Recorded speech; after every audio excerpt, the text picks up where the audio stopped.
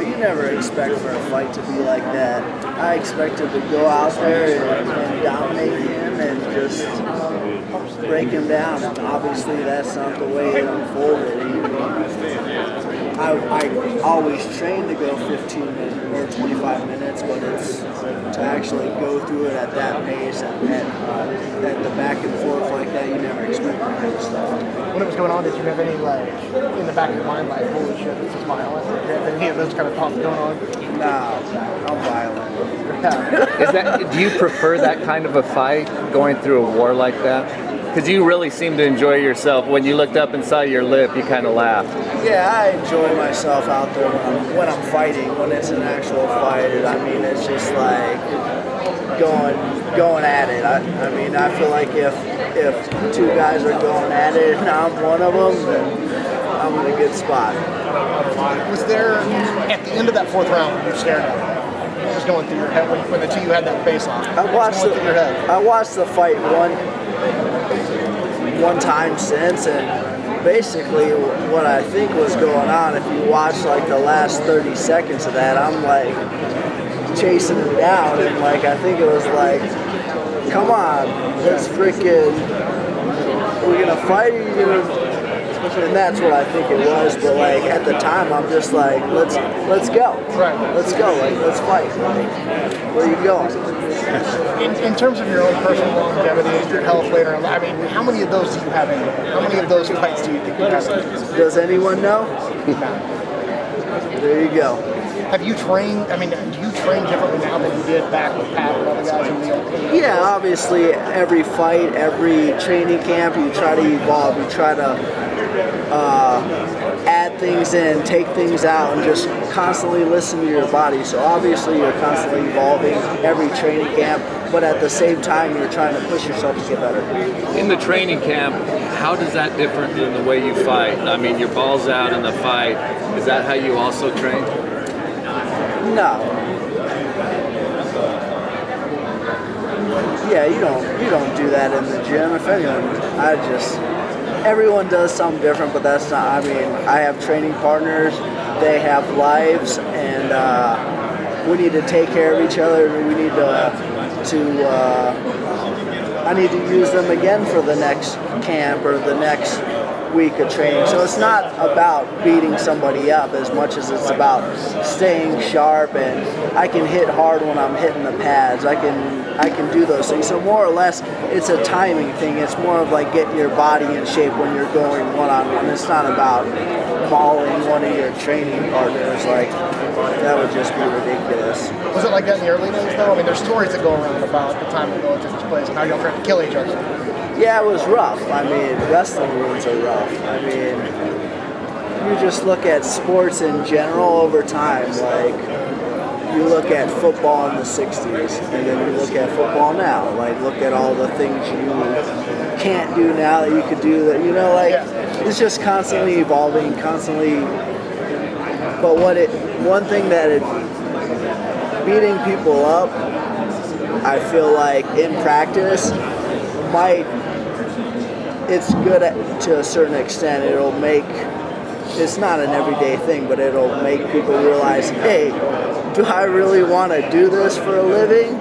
Because if it's all like hitting pads and, oh man, this is great, I look great, and then you go out there and actually fight and get beat up, then it's nice for people to like see, all right, maybe I don't want to do this for a living. So it's a delicate balance between the gym. Yes, it is. It is. It's about, at this age, it's about, for me, it's about taking care of my training partners and making sure they're getting better too, and just getting my body in shape. You still thankful for those early days though? Yeah, they shaped who I was. I mean, I'm a rough dude, so I was in the right place. Some people who aren't rough were in the wrong place. Who was a guy in the gym that was the roughest person to have to train with, that you're like, No, there's a lot of rough guys, different days, different times in our, I don't know, there's a lot of rough guys and a lot of tough guys, a lot of guys who threw heavy punches and who had heavy hands. So I've seen it all. Robbie, after your last fight, I saw an interview you did right after the fight, and you were saying, "Oh, I feel wonderful. I'm looking forward to the press conference." But you didn't look so wonderful after the fight. Was that just the hype of winning such a great fight that you just feel great no matter? I felt great. Great? Obviously, I wasn't looking in the mirror. Right. Yeah. It was just a pretty rough fight. So to hear you say you felt wonderful. But like sometimes, I've knocked guys out in like under a minute and then been like, oh man, I'm sore, and then gone through like a grueling battle and been like, I feel great. So like a lot of times you don't really know, and then people are looking at me. My wife's like, obviously I didn't feel like I looked. So is that why you were willing to come back so quickly? Because obviously, you know, some people thought maybe you might want to take a rest after a fight like that, but you were coming right back in November. Yeah, I always feel like I'm ready to fight. That's just the way I am. This is who I've always been. I'm a fighter. You sign me up, let's go. How do you see the fight with Condit playing out? Do you see that going 5 rounds? Do you see a stoppage somewhere in there? How do you see it playing out? It just comes down to game plan and get my body ready. I'm not concentrating too much on those things. My coaches do a lot of the tactical stuff and make sure I'm working in certain situations and different styles. And really, I'm going to go out and fight how I always do. I'm a pretty basic guy. It's get in your face and beat you up. So I mean, that's always my game plan. This is a fight. So how does it feel coming back? New Year's Eve is a big weekend here. Obviously, a lot of people come out. You know, you're fighting in a place where you had so much success. How do you feel coming back here for New Year's Eve? I feel great. I mean, obviously, this is a big card. It would have been nice to fight in front of 50,000 people in Australia, but the cards didn't play out that well. But coming back to Vegas and the fight capital of the world with the best fans in the world on one of the best cards, it's going to be awesome. I love fighting out here in Vegas. My routine is going to be the same. I don't have to switch very much. There's some good fights coming up here in Vegas that I want to ask you about. A lot of people are looking forward to Frankie Edgar and Chad Mendes. What's your take on that fight? How do you see that playing out? Who do you see winning?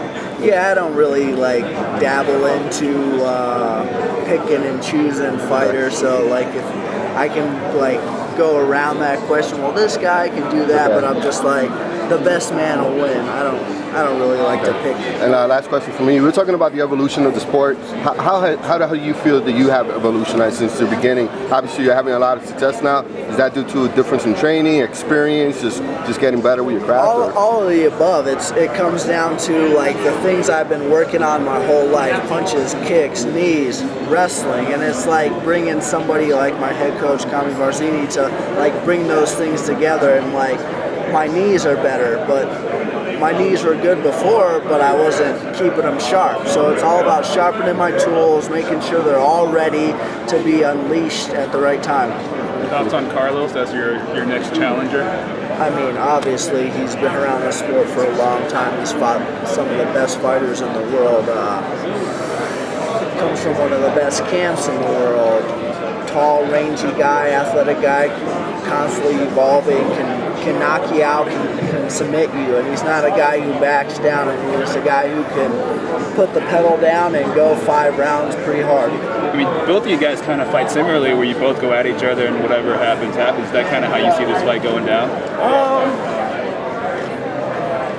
That's how, like, what I always try to do. I just try to get in someone's face and force them to fight, but obviously he's tactical, his coaches are tactical, and so are mine, so it's all about being sharp and going out there and not going back and forth. It should be all about dominating, concentrating on dominating and doing those things, but like if it becomes a war, then you know I'm ready.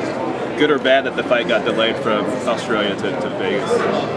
I'm one of those guys who whatever's going to happen, it's going to be good.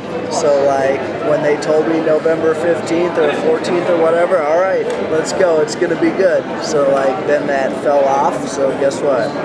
this is going to be good. So I look on the bright side, and the date is what it is, but I think the rest has definitely helped. How soon after the Rory fight did you feel like you were ready to go? I mean, you signed a deal for November, but I mean, did that? I always feel ready to go, man. I'm a fighter. I've been doing this for a long time. But my coaches and obviously my body wasn't quite ready with my thumb issue. But yeah, I feel like I'm always ready to fight. Missing out on that Australia show, right now it's like, okay, I just have another fight coming up soon, and all you're thinking about is fighting Carlos, I guess. But is that the kind of thing you think at the end of your career you might look back and say, God, it really sucked to miss out on that opportunity to fight at a stadium like that? With all yeah, that would have been awesome to fight in front of that many fans in Melbourne. Obviously, those would be great, but like, I'm not gonna sit back when I'm older and be like, man, I wish. It's just. It is what it is. I mean, if I sat back and looked at that, then why wouldn't I just keep going further back and be like, there was this one time, like, where does it end? So I was looking back at some interviews that you did not that long ago, talking about that the last time, the end of the run in Strikeforce. There were some fights that you didn't have as much success as you wanted to, and maybe didn't look like yourself all the time. Do you look back at that time and think like what was going on and like maybe what caused that? Was it a motivation thing? Yeah, that's one of the it was never been a motivation thing. I'm a fighter. I mean, I go out there and give it my all.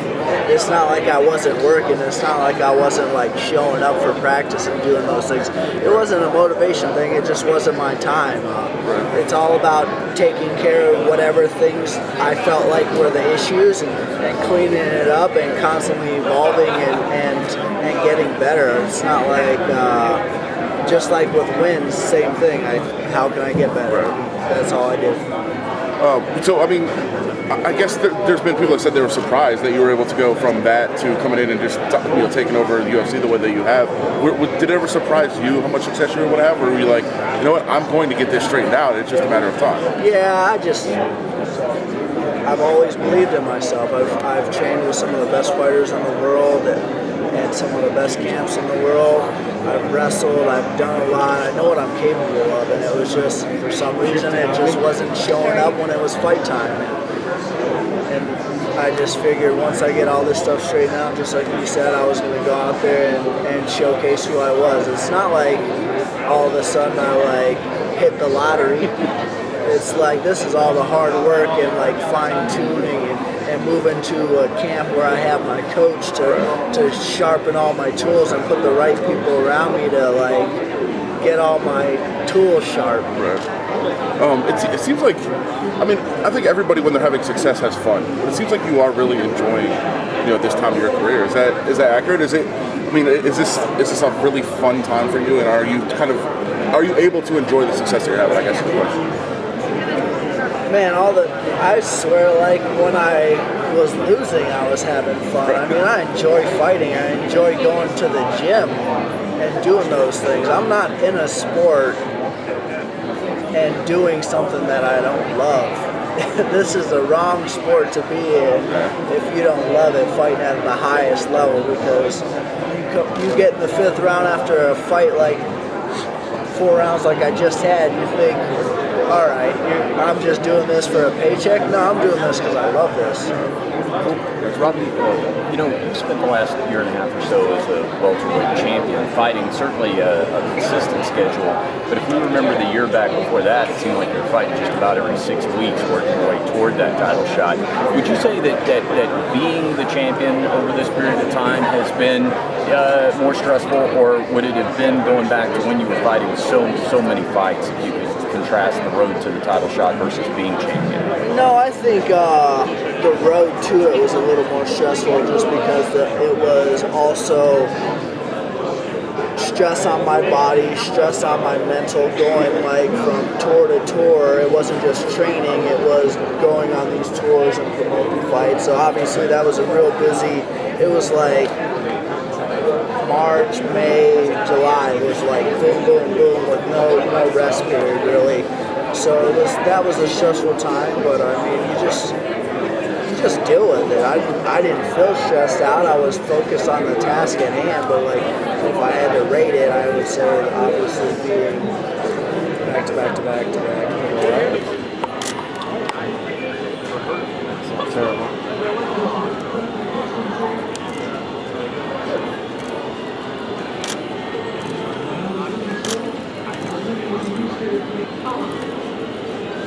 Thank you.